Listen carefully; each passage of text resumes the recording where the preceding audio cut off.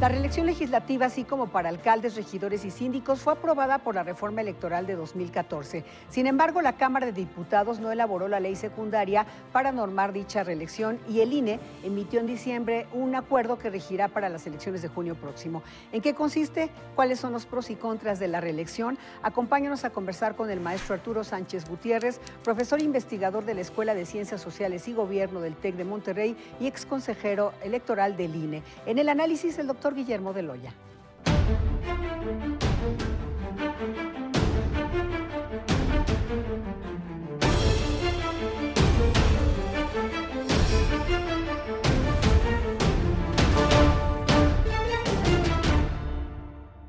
Bienvenido, maestro Arturo Sánchez Gutiérrez.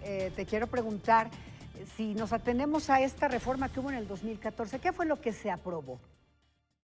Mira, Estela, muchas gracias por permitirme estar con ustedes. En primer lugar, era importante que finalmente se aceptara la reelección consecutiva. En México ya se podía desde antes que un legislador fuera legislador 3 años, dejara pasar un periodo y luego volviera a ser legislador.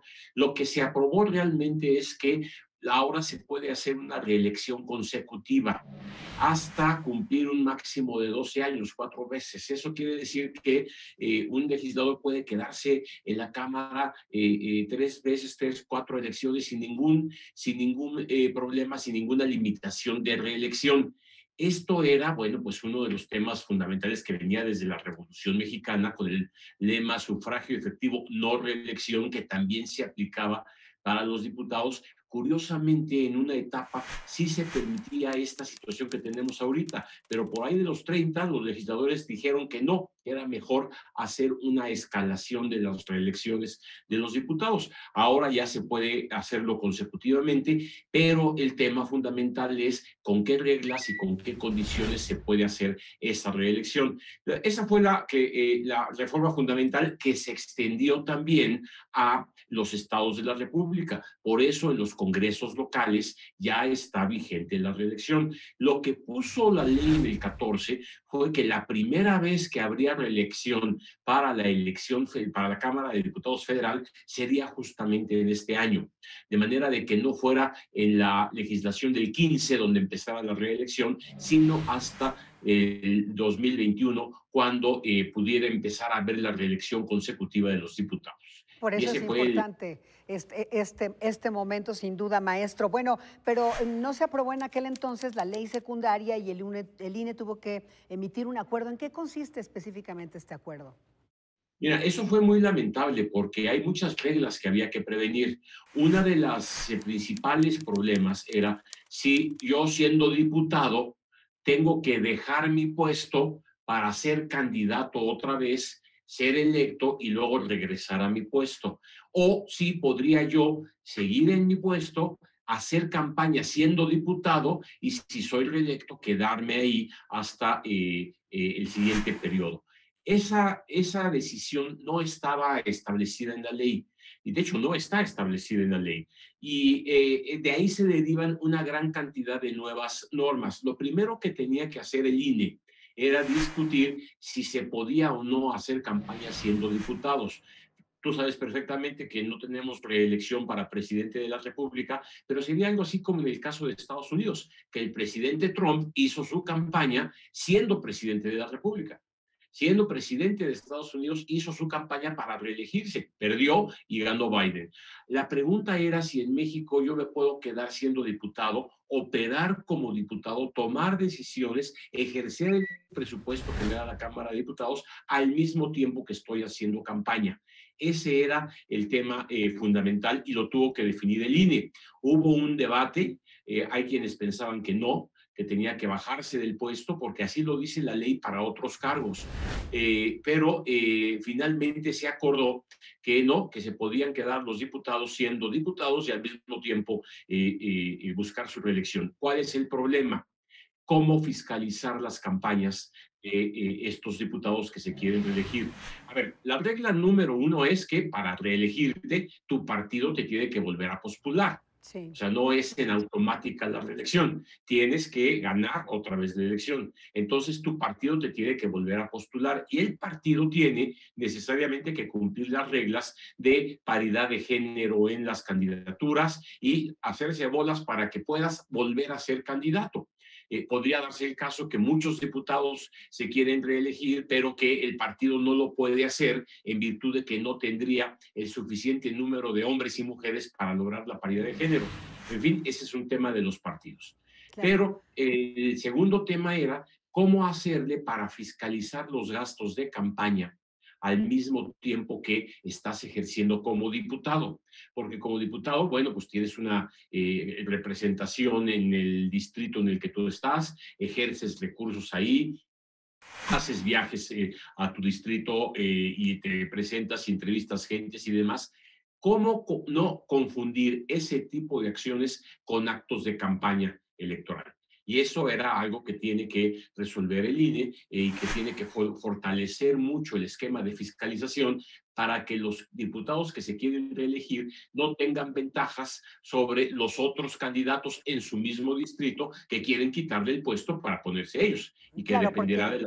porque esto sería inequidad en la contienda, que es algo que se ha querido evitar, ¿cierto? En efecto, ese es el punto fundamental. Cuando se habla de un distrito en donde el diputado de cualquier partido se quiere reelegir, pues en ese mismo distrito va a haber candidatos de otros partidos que quieren ser diputados y que quieren ganar. Ahí los ciudadanos van a volver a elegir el partido que quiere que gobierne o que sea el diputado. Y si uno de ellos tiene alguna ventaja porque ya es diputado, bueno, pues entonces eso genera una inequidad que no le conviene a nadie. Y además, sobre todo, el uso de los dineros, que Claro. no se evada y que se impida cualquier uso de recursos públicos en una campaña de un diputado que se quiere reelegir. Todos esos temas metieron al INE en una nueva dinámica de, primero, normar las condiciones para reelegirse y, en segundo lugar, fortalecer la fiscalización, como estábamos comentando. Claro, Arturo, este acuerdo rige tanto para diputados federales, diputados locales, alcaldes, en fin, ¿rige para todos o cómo es que se maneja? Fíjate que sí, pero cada ley en cada estado de la República establece para sus congresos locales y para sus alcaldes los mecanismos de la reelección. Esto que estamos viviendo a nivel federal no es nuevo en algunos estados de la República en donde ya operó. Y ya operó porque la ley decía para sus estados que la reelección se valía hace algunos años, desde elecciones anteriores, y cada estado legisló y reguló cómo hacerlo en esos casos. En algunos se tienen que separar del cargo, en otros se pueden quedar ahí, y ahora lo que hace el INE es poner una pauta general, porque si no le preocupa mucho al instituto que la fiscalización en las campañas estatales, que también tiene que fiscalizar el INE, también se rijan con criterios que impidan la inequidad en la contienda. Como siempre, maestro Arturo Sánchez Gutiérrez, te agradecemos mucho tu participación en este espacio. Muchas gracias, es un placer estar con ustedes y a la orden, vienen muchas sorpresas en esta elección, habrá que darle seguimiento cuidadoso. Así es. Gracias, maestro. Vamos a un primer análisis con el doctor Guillermo Bedoya.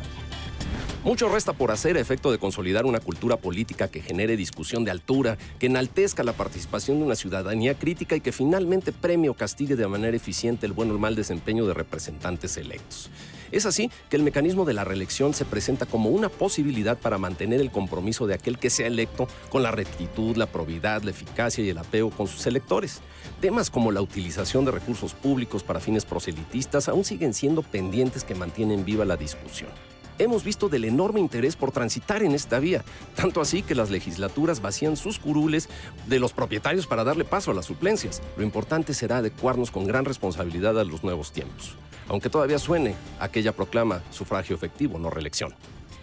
Doctor Guillermo Bedoya, bienvenido. Estela, como siempre es un gusto. Bueno, pues ya está la reelección, será la primera vez que toda la Cámara de Diputados a nivel federal podría reelegirse consecutivamente, pero bueno, ¿qué retos plantea por un lado y por el otro lado? Hay gente que dice que está a favor y otra que está en contra, que si se renuevan cuadros, que impide renovar cuadros, los que dicen que están en contra, y los otros que te metes en un tema de poder reelegir a gente que ha cometido, por ejemplo, corrupción o ha sido ineficaz. Yo creo que, a ver, primero vamos a partir de la idea que, arraigada en la cultura política electoral mexicana, siempre ha estado la idea y la proclama de la no reelección. Desde el Plan de San Luis, en 1910, desde el cambio constitucional que en 1933 provocó, en alguna forma, la muerte de Obregón, el asesinato de Obregón, precisamente por esa tradición antirreeleccionista, pues creo que hay que entender que la reelección puede ser un medio eficiente para poder promover la calidad legislativa y el apego del propio legislador hacia quienes representa.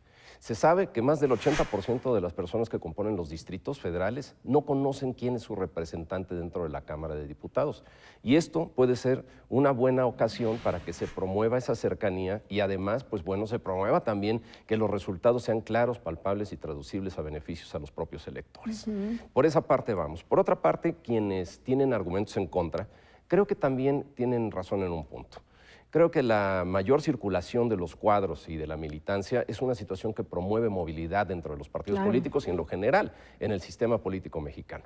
Si a esas vamos, pues bueno, el poder enraizar durante 12 años a un representante popular, quizá en esos términos pudiese parecer excesivo, sobre todo cuando se impone una losa de generación a quienes van abriendo brecha y no encuentran la manera de poder avanzar dentro de la política. Creo que esos son dos puntos importantes para empezar. Sin duda. Oye, hasta la fecha, bueno, ya ha habido elecciones en los congresos locales, como decía el maestro Arturo Sánchez Gutiérrez. ¿Cuál sería tu evaluación de ese tipo de experiencia? Yo creo que es una evaluación positiva.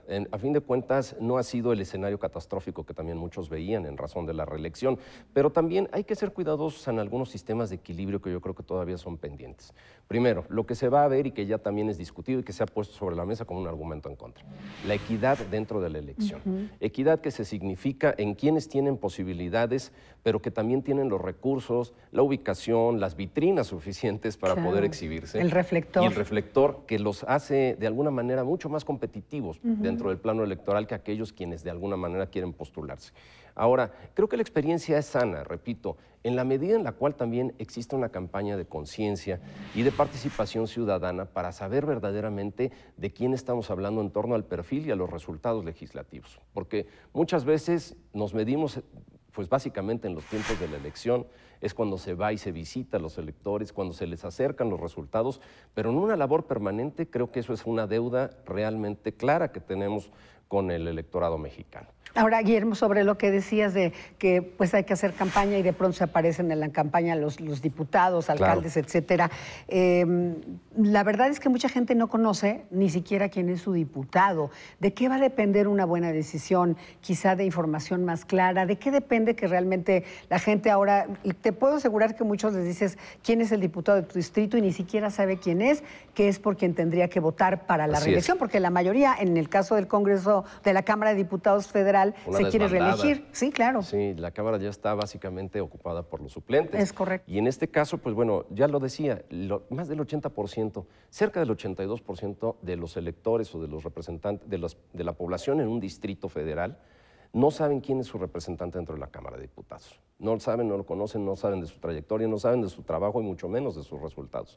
Es una cuestión que sí significa una obligación para poder estar cercano y para poder tener esos pasaportes hacia la reelección. Bien informados. Bueno, ¿te parece si vemos este tuit, Guillermo? Mira, este tuit es súper interesante porque demuestra que así sea un caso aislado. Sí hay algunos donde hay quienes, por ejemplo, se quieren reelegir, pero se les exige, bueno, sí, que alcalde, preséntame tu cuenta pública de los últimos 2 años, ¿no? Y luego él dice, es muy difícil, no se las puedo presentar, el instituto le dice que las debe presentar por si se reelige, y al alcalde, en este caso, no nos dice quién es el instituto, pero que le parece una medida excesiva y difícil de cumplir. Pues depende de factores políticos, ¿no? Porque a fin de cuentas la aprobación de cuentas públicas depende de los congresos de los estados y en esta cuestión para los municipios muchas veces ese equilibrio de fuerzas es complicado.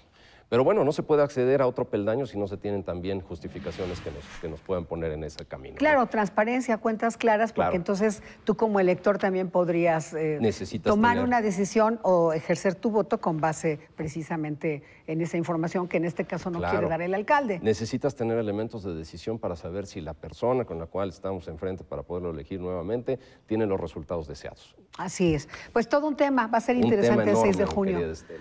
Muchísimas gracias, doctor Guillermo como Aloya, siempre, Estela, como querida. siempre. Gracias a usted por acompañarnos en una emisión más de Ruta DN 40.